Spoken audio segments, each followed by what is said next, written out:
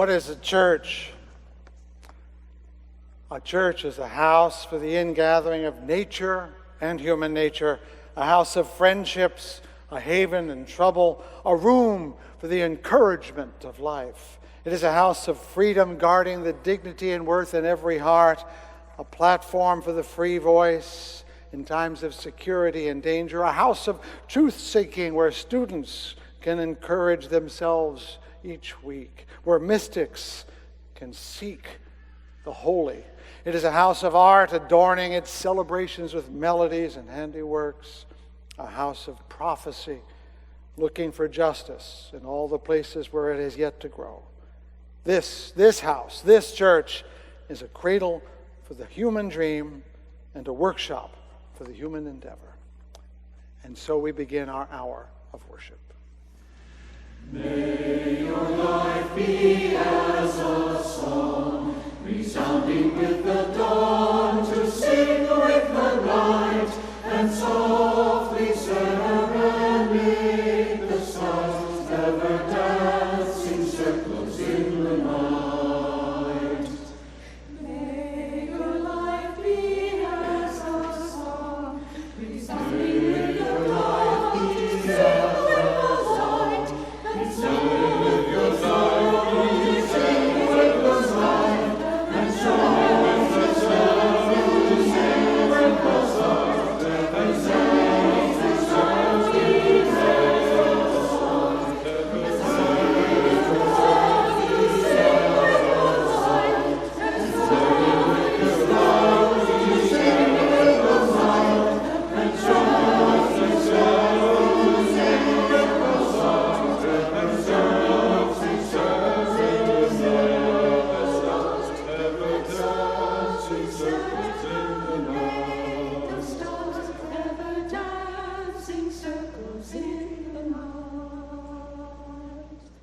We also share voices and words as we summon the hour of worship before us. Please join me in the responsive invocation that has opened worship in this church for over half a century. This is indeed a day which the Lord has made. Let us rejoice in it and be glad, and let us count our goodness. Let us be grateful for the capacity to see, feel, hear, and understand. Let us be grateful for the human breath we live like life. And let us be especially grateful for the ties of love which bind us together, giving dignity, meaning, worth, and joy to all our days. My hope in doing this week after week is eventually you will know it by heart and carry it within you, not only in church, but every day. It is a wish we all carry. Our welcomer today is, well, you don't look like Kirsten Lundeen to me, Thom. You're going to share in that responsibility. Thom is a filmmaker, a bon vivant, a scamp, and a lifetime member of this congregation. Thom, would you come and talk to us for a moment? I first came here in 1956. My family belonged to Park Church over around the corner here, and we had 4 brothers and a sister, and my father and some of the ushers would sneak out the side door and come over here to listen to the sermons. And I followed him, and I'd hear the preacher say, "We are life come to consciousness. We are designed to live on the deaths of each other. We will all do anything to survive." And this is in our wiring, and it's so difficult for us to be kind and loving and gentle. And this is what religion is, part of the purpose of religion, to teach us that. And I remember coming here to see Eleanor Roosevelt speak. And I remember where I sat up there in the first row in the balcony up there, and she had just come back from Russia. And she talked about how women were working on construction sites. And she visited a daycare center where toddlers and infants were, and people there thought that was terrible at the time. Not many people then were going to Russia. And I saw Linus Pauling, and I sat down here in front. I don't know why I remember where I sat each time, but he spoke about how cosmic rays pass through us, and some particles actually pass through the Earth. Amazing stuff. And I saw Ashley Montague, a controversial anthropologist. I remember even where I sat then too, up over there, and he talked about how primates first started walking. This was a theory on the Serengeti, the grass or whatever, they'd stand up on. And over the years, many of my own take on the persistent questions of life were shaped here, and many of my values were influenced by Fountain Street. I can tell you one little story. My daughter, who came here, maybe we were in she was in fourth grade, and afterwards we'd go out for lunch at a cafe, and I was trying to teach her something or tell her something, but doing the talking as usual, and the waitress kept interfering. The waitress kept saying, "Can I warm your coffee? Can I take this plate away? How's your meal going?" I said, "Please, please." And my daughter said, "Dad, that was terrible. That was embarrassing. You shouldn't do that." They don't train those waitresses not to interrupt. We talked about that in character school today. Most people are doing the best they know how. And I said, wow. My daughter is teaching me now.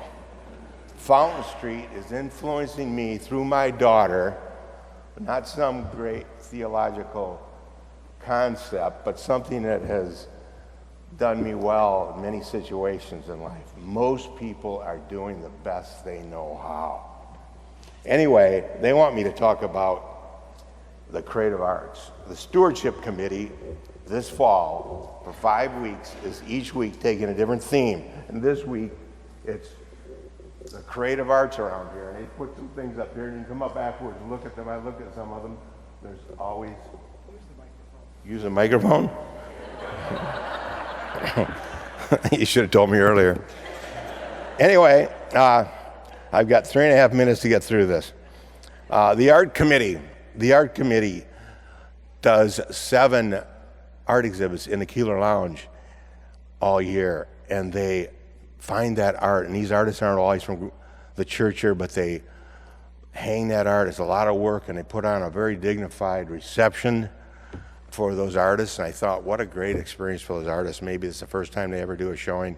They do that 7 times a year, and they have different art every month in the chapel and in the corridors downstairs in the lower level. And every year they host the art prize with, in conjunction with ACLU, Art to Change the World. And another thing on their list they want me to talk about is ekphrasic poetry. There's an ekphrasic poetry. I didn't know what it was. I looked it up, and it's where poetry is influenced by art. I thought it was an interesting concept. But there's our own Nessie McCasey, our poet laureate, meets with poets and non-poets, and they're working on this ekphrasic poetry project. And it's going to be in the Keeler Lounge in July and August. Objects of art that influence poetry and vice versa. It's never boring here, I'll tell you that. And in the chapel, 9:30, Jason Hubbard's, where the attendees are the performers. They do folk music and secular music with a spiritual message like the Beatles. They dance and sing and play instruments. Very much a group participatory, creative thing. Never boring here. In the character school, Elizabeth Barnum brings outside guests, musicians, local recording artists like Susan Picking, and well-known percussionist, instructor, and performer John Dunnigan to create a very special experience for these young people. And I can tell you one thing that I remember about the character school. Character school is a real jewel here. My daughter Amy was in the character school, and probably in about 4th grade, we were driving home, and she said, "Dad, you should have come to my class." I said, "What'd they do there?" "We had a blind man, and he had a dog, And the dog was a seeing eye dog. And the blind man brought his daughter, and the daughter read a story about a blind man. And the blind man had a gadget in which he could write with, make dimples, braille, and he showed us how it worked, and he let us try it. And it would take a lot of practice, so she said. And I said, wow, I should have gone to your class. That sounded great. But the character school always has exciting things. It's never boring.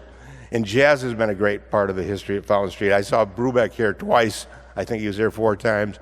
And I think they created some joint effort with the choir at one point. And I saw Frank Zappa here and Paul Winter. They weren't exactly jazz, but we have our own Robin McConnell has a jazz series, and I think there's something in your bulletin about that. And we have evening yoga classes, Embody Yoga, where the music is is a basis of the teaching of body flow and rhythm. And Marilyn Osternick, our professional director, directs the adult choir, the oratory, the youth singers, the cherub choir, and the handbells. And the care choir goes to people's homes and sings and in retirement homes. That's a wonderful thing. Plus the grand organ, 7,000 pipes in that organ. They call it Catherine the Great. Some of those pipes are the size of your little finger or a yellow pencil, and I think there are 4 or 5 34 footers. Imagine that. And this place itself, I see you're going to do something like a star. That's one of my favorites. In fact, I think that it would be good to put the lyrics in the program on that. But anyway, and speaking of creative art, this place is a work of art. The space, the designs, the symbols, the stained glass, and I've often wondered how much would it cost if you tried to build this place today, and would anyone even try? Or could they do it? And we don't have to do it. We just have to take care of it. And this is indeed a work of art because it's beyond function. It's beyond the practical. It speaks to us in an elusive, ineffable way to the nonverbal, non-intellectual aspects of our soul. We have to keep this place going and not just limping along, but in a vigorous way. The Stewardship Committee wants me to invite you, members and non-members, to buy into their giving campaign, to make these creative artistic projects and this place your own, so you can say to yourself, this place belongs to me. This place is my place. So there.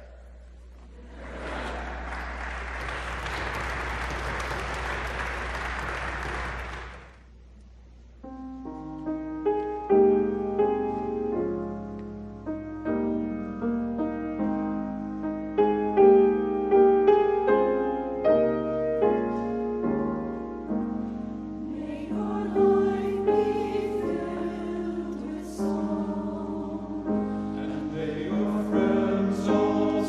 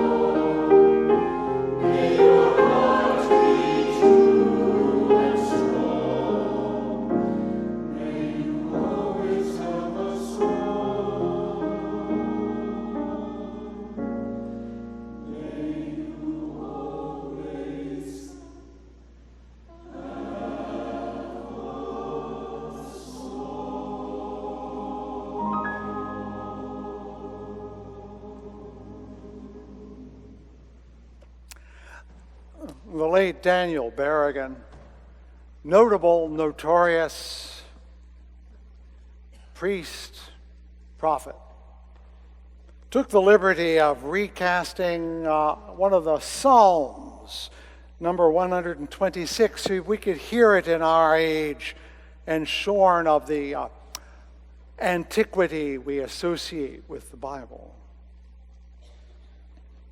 When the Spirit struck us free, we could scarcely believe it for very joy. We were free. We were wrapped in a dream of freedom. Our mouths were filled with laughter, our tongues with pure joy. The oppressors were awestruck. What marvels God works for them. Like a torrent and flood, our people streamed out, locks, bars, gulags, ghettos, cages, cuffs, a nightmare scattered. We trod the long furrow, slaves sowing in tears. A lightning bolt loosed us. We tread the long furrow, half drunk with joy, staggering the golden sheaves in our arms. In the Christian lectionary today, there's a passage from Timothy. That's a letter that Paul is reputed to have written to a man named Timothy. And in writing it, this very powerful verse: "As for me, I am already being poured out as a libation, and the time of my departure has come. I have fought the good fight. I have finished the race. I have kept the faith." And finally, in my effort to bring you something I have memorized, which means I could make a muck of it any Sunday, words spoken by John F. Kennedy in 1962 on the 20th anniversary of what was then called the Voice of America. "We are not afraid to entrust the American people with unpleasant facts, alien ideas, competitive values, because we are not afraid to entrust the American people to judge the true and the false in an open market. For any nation that cannot trust its people to choose the true and the false in an open market is a nation afraid of its people." 3 thoughts. One of liberation. Liberation of the people from the Psalms. One of liberation from care in Paul. And one of liberation from falsehood in Kennedy. We are a church about liberation. Liberation comes in a lot of forms, you know. It comes in the form of physical release. It comes in the form of release from pain and suffering. It comes in the form of employment when one is poor, in a home when one is homeless, in safety when one is in danger.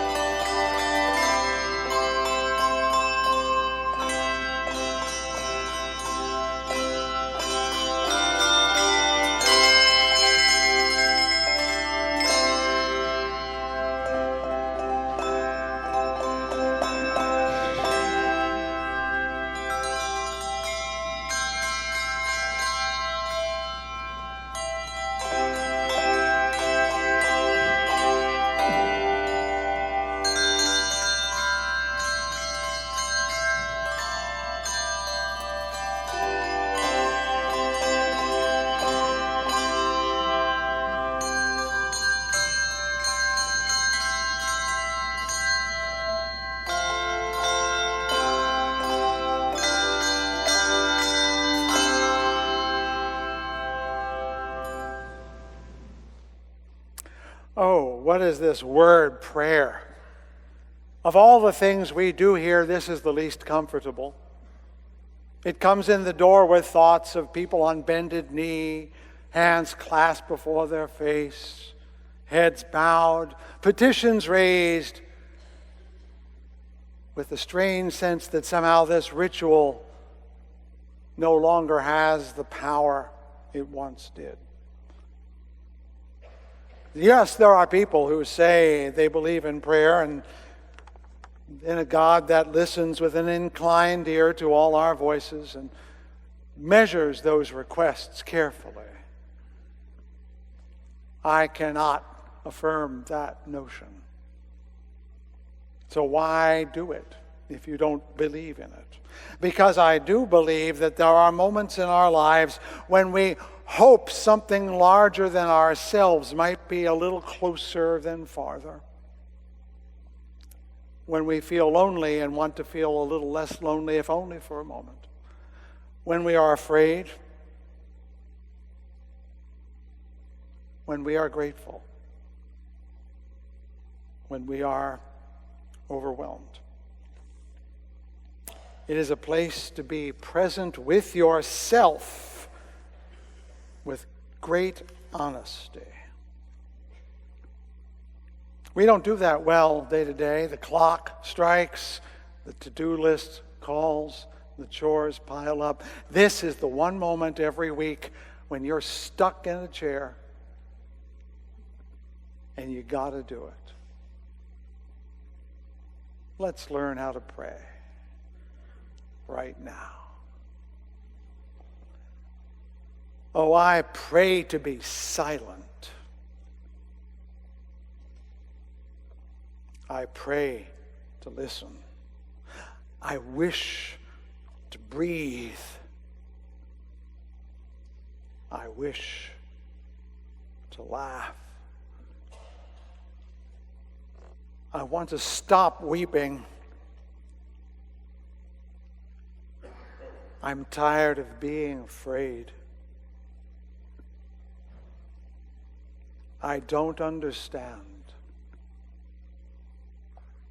I wish someone would understand me. I wish, I hope, I want, all those desires that cannot be said. I wish to be loved. I wish I could love. I am so tired. These wishes, we only wish to say them, really, to have them heard, to have someone, somewhere, know we live. Upon those wishes, we offer our prayers in silence.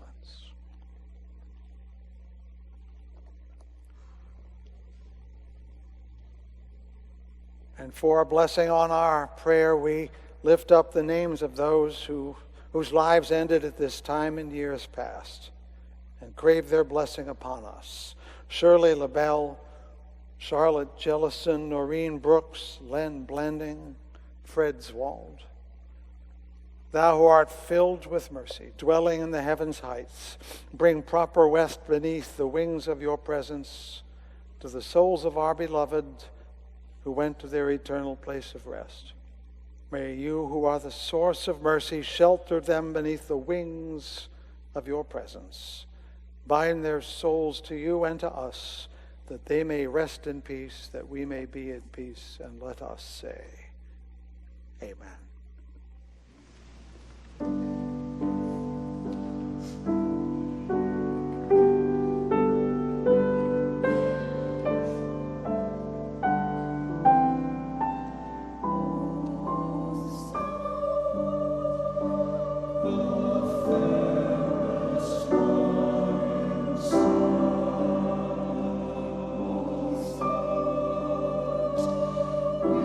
cry.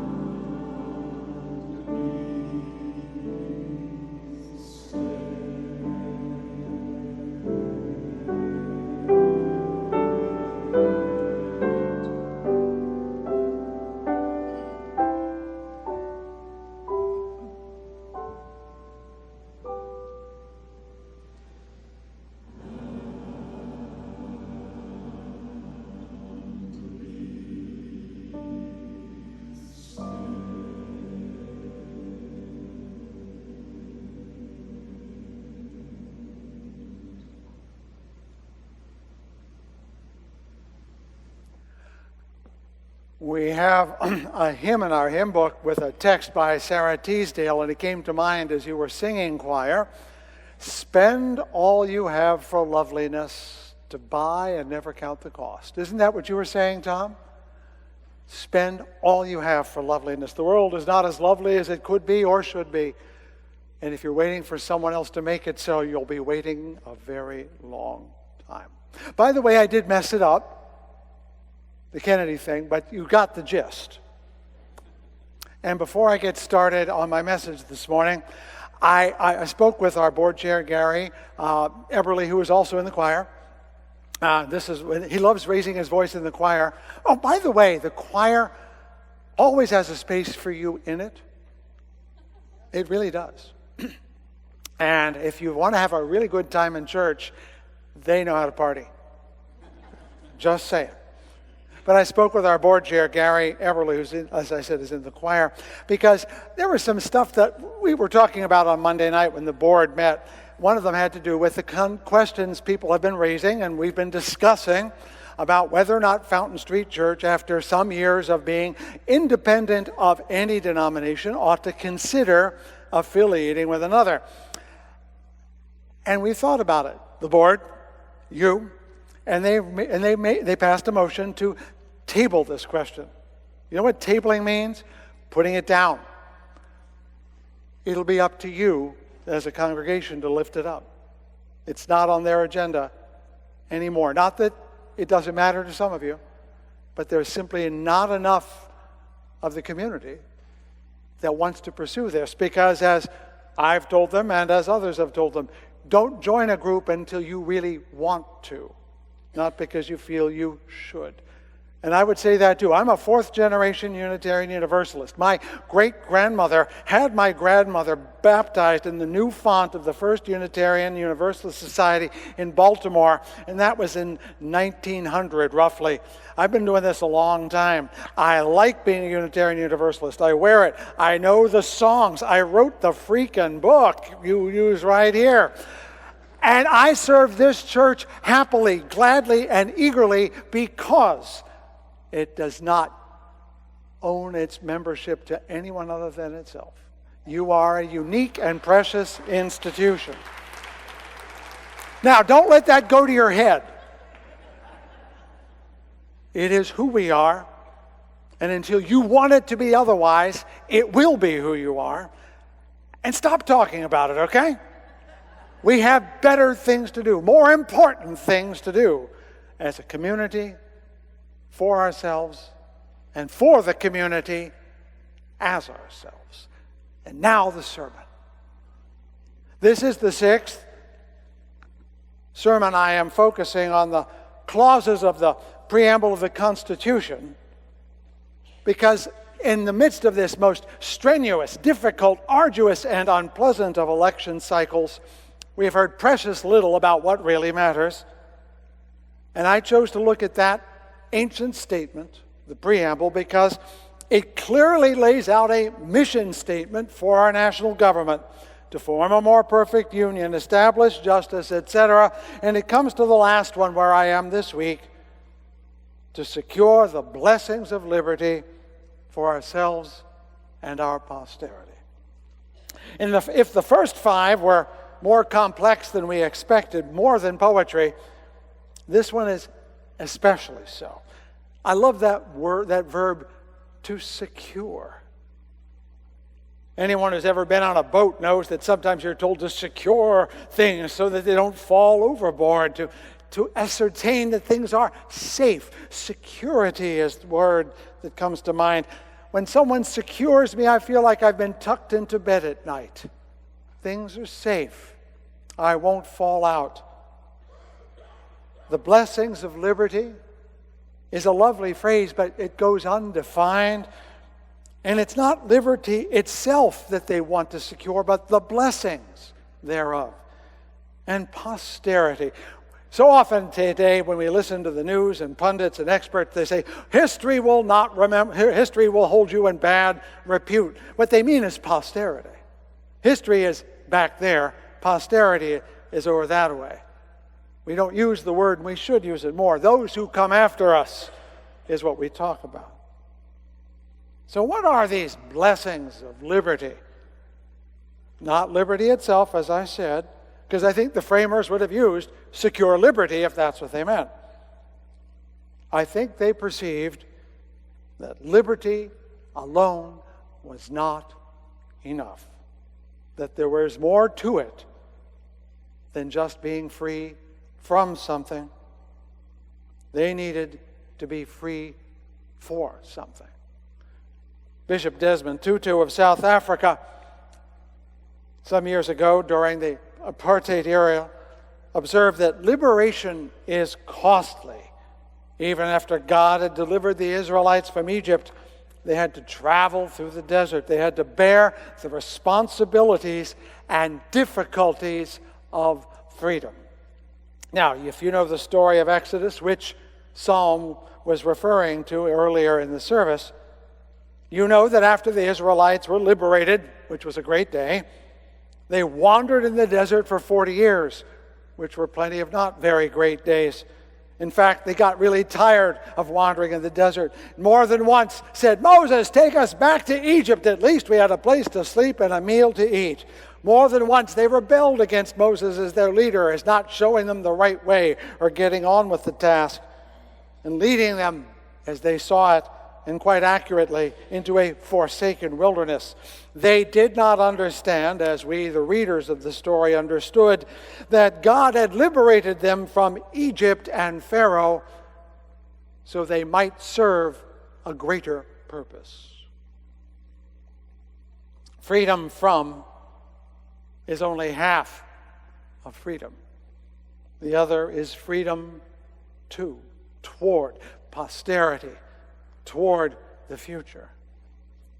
In Tutu's South Africa, for example, the end of apartheid was freedom from a system of official and racial subjugation that made our slavery era look almost pale by comparison. And many whites in that country feared that the black population would then take revenge, not an irrational fear if you look at what happened in Zimbabwe once they were free. But it did not happen. Instead, the new black majority government created the Truth and Reconciliation Commission with power to grant amnesty if one would confess completely and fully. Imperfect as it was, that system did in fact prevent the bloodbath that many feared. Nor did it happen here in the United States after the Civil War, when Southerners, quite reasonably to their own mind, thought that if all the blacks were freed, they would take revenge on all their owners. But instead, they got elected to state governments, set up the first public schools, brought in the railroads, increased and varied land taxes. In other words, they didn't do evil, they did good. I mention these as forms of taking responsibility for freedom once obtained. To use your freedom for something, toward something, not just from something. One could say that by comparison, the Treaty of Versailles, with its vicious reparations, was a lead pipe cinch to set up World War II. The civilized Europeans probably did more harm to the world than all those black American slaves. And the current failure of Russian democracy at the end of communism is probably more the result of their inability to take responsibility for that freedom than anything else. Liberty without responsibility is merely license. We used to call people who followed new rules libertines. And they did. They ran around partying hardy, drinking themselves silly, and doing all sorts of other morally unconstrained things that make for great movies, and rejected all authority. Now we call them sociopaths. But they're the same people. They do not see that they have any responsibility for their freedom whatsoever. They can do whatever they want, because freedom for them is nothing but freedom from responsibility, not freedom to take responsibility. But in society, in a world in which there are other people, where you have to sit next to someone in church and not gouge them with your elbow, being responsible is a blessing, because it means you have the power to affect others for good or for evil. Now, I'm going to venture out into some dangerous ground here as I illustrate this blessing of responsibility with an issue that divides us as a nation like no other, that of abortion. Now, given what I've already said, you might be thinking that people who have abortions are those who want freedom from something and are doing something selfish and irresponsible. And no doubt there are those who choose an abortion for selfish reasons. But if you knew the vast majority of those who do, if you knew those who actually faced this choice, you would know it was not the whole story. Some of you know William Styron's great novel, Sophie's Choice, and you know that Sophie was haunted by having to choose which child to save from the ovens at Auschwitz. A story adapted from a real story recorded by Hannah Arendt. She did not, meaning Sophie, choose to make that choice. The choice was forced upon her. And for many women facing the question of whether to terminate a pregnancy, it is a choice they would rather not have to make. For too many women, pregnancy is not chosen, and thus the choice is forced, obliged, labored upon them. And when a choice is forced, whether it's by a jailer or a restrictive law or an abusive spouse or an oppressive government, it is no longer an exercise in freedom but of survival. As profound as the choice to abort is, preventing that choice is even more profound. It is bondage and dehumanizing, the very antithesis of the American ideal. And I say all this because abortion is an issue that sits exactly where liberty and responsibility meet. And they cannot be separated and they cannot be made easy. And that's what it means to be free. To be saddled with the power and the responsibility to make a difficult choice. Now, I give you that example because where we sit as a nation facing this election is exactly that same place, if not so personal. In Parker Palmer's book, Healing the Heart of Democracy, he says, quoting somebody else, that the purpose of democracy is not to fix all the problems, but to consider all the problems deeply and constantly. When we speak of something called deliberative democracy, that's what he means. To deliberate, to think about, to study, to discuss, to disagree. It is the conscious consideration of the blessings and burdens of liberty. Now compare that to our modern politics, where the candidates do not tell us why they think what they think, just what's right and what's wrong. We hear their conclusions, not their deliberations. They tell us what they will do, not what they will say or think. Infamous boss Tweed in New York of Tammany Hall once said, "I don't care who does the voting as long as I do the nominating." Don't we feel that we are in that trap today, where we are being told that these are the choices, and we know they haven't really been chosen or deliberated? They're being leveraged and shouldered and moved from side to side to gain power. Whoever chooses the choices is the one with the power, whether it's the commandant of the concentration camp, or the party and its hidden mechanisms, or the people who are pulling the switches without us watching. What is truly sad to me, though, is that most people who are voting don't even know that they have already been told what to choose. What can be done to change that? How can we be more present to the choices, the making of the choices, as well as the deciding. That's where I go to Paul. I am being poured out as a libation, he says. In ancient times, libations were not a drink you just shared. They were also something you offered the gods. There would be ceremonies, and a priest would stand at a temple and pour wine or something, and some god would be very happy with all that. In the Jewish tradition, we've come to the end of a season with Rosh Hashanah and Yom Kippur and Sukkot, in which in ancient times, the Jews would all show up in Jerusalem holding up species of plants, willows, myrtles, and palms, and a fruit called a citron. Do you know what a citron is? It's a really big lemon. I mean, it's as big as a softball. And they would come to the temple to present them, and as they stood there, the high priest would pour out a libation offering. Well, the reason I'm telling you all this is that once, in the century before Jesus, the high priest poured the water offering of the people on the ground instead of on the altar, showing contempt for the people. And what did the people do? They took their citrons and they pelted the king. He died. Hit people with enough lemons, they're going to die. Now, my point in telling you this story is that at least the people of Jerusalem and the people of Israel could watch their king making a mess of their government. How do we know? It happens out of sight. Even if we had a citron, we wouldn't know who to throw it at.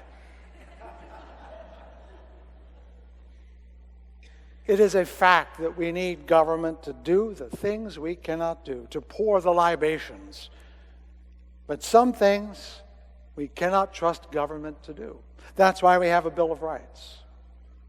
Our faith, our thoughts, our words, our friends, where we live, what we do for a living, who we marry, whether we have children, these are so sacred that they cannot be delegated to government. They have to be preserved against the powers that be. And when we do agree to limit them for the common good, it is we who must make that decision, not the people in power. They require deliberation. But if we don't know the questions, if we don't know that these are our choices, if we cannot see the king or the priest doing the things we entrusted with them, how can we know whether they need our praise or a good pelting? Jefferson famously said, if a nation expects to be ignorant and free, it expects what never was and never will be. The only security of all is a free press.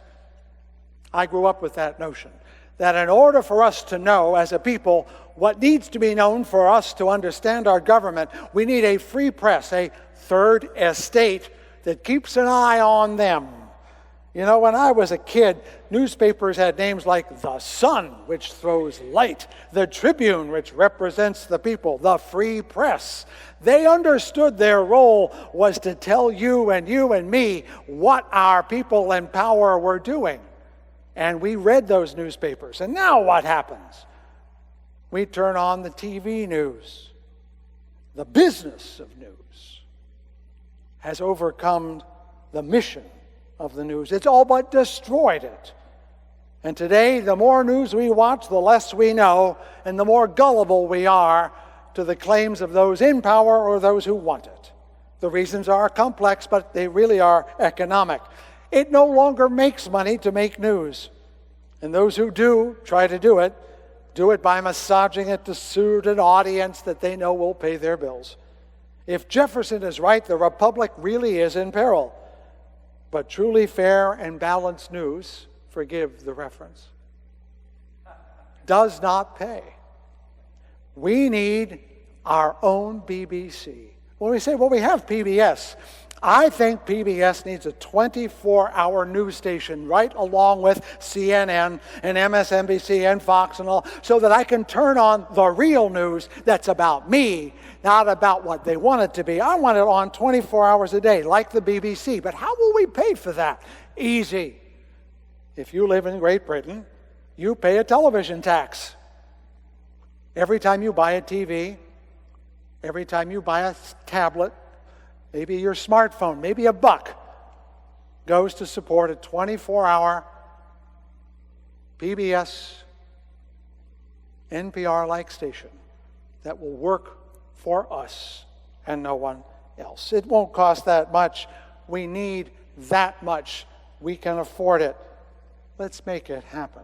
But we also need the print media, because believe it or not, broadcast media gets their stories from the print media.